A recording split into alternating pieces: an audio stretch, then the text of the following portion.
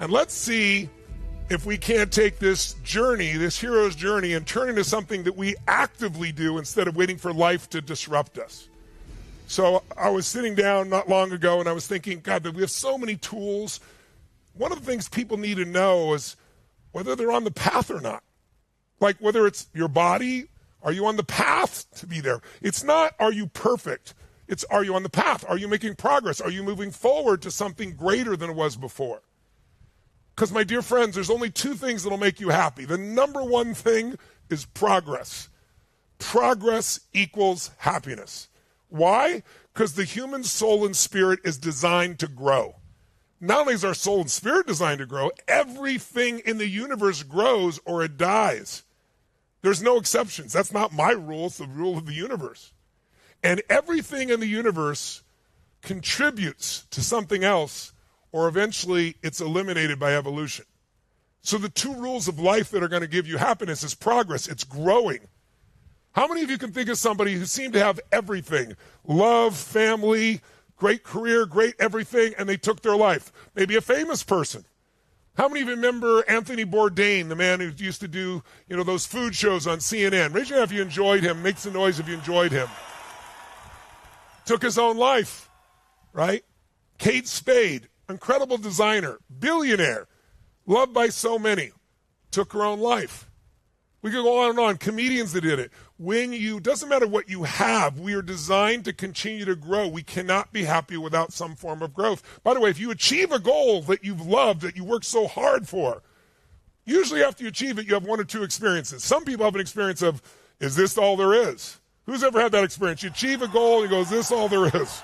That's a horrible feeling because, if you fail, most of us will just get back and try again. But if you succeed and you're unhappy, wow, then you got some real challenges. But the more likely one is you worked your guts out, you achieved the goal, and then how long are you happy? For 5 years? For a year? For 6 months? For 6 weeks? For 6 hours?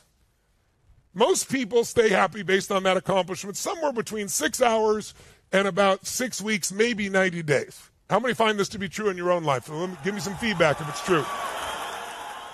So why is that? Because we're not supposed to sit at the table of success too long or you get fat and bored. What we need to do is grow. And when we grow, we have something to give. So I want you to think right now of most of us have a gap between where we are and where we want to be, but we're not clear about it.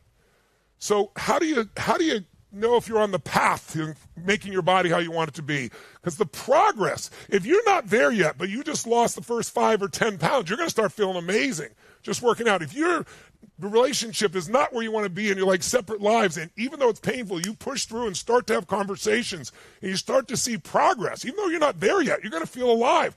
And progress leads to this feeling of fulfillment.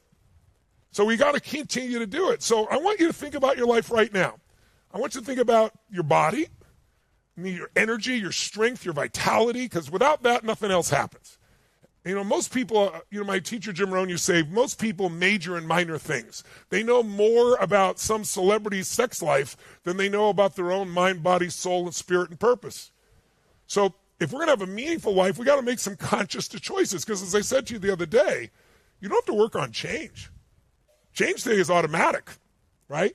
The economy is going to change. No matter what we do, it'll change. It'll change again. It'll keep changing. It always does, right? Your relationships are going to change. People you know are going to change. You're going to change. Your body's going to change. Everything's going to change. The only question is change is automatic. As I said earlier, progress is not. If you want progress, you got to consciously decide to put yourself on the path.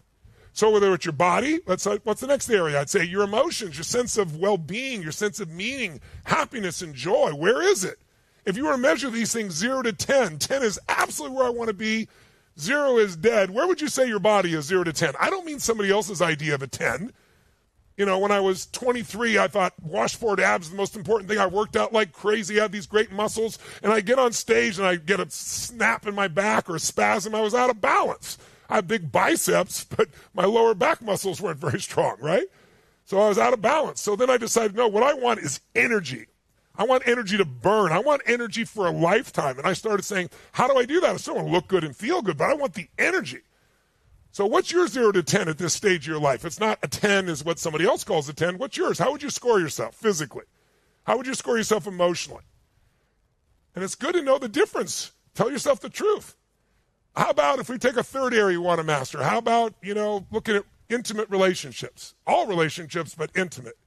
Where would you say it is 0 to 10? 10 is its total passion, total love. 0 is you don't have one, right? You're not in a relationship, right? Just be honest. And then what else would be important? You'd say, well, how about we use our time? Does time control you, or do you control time?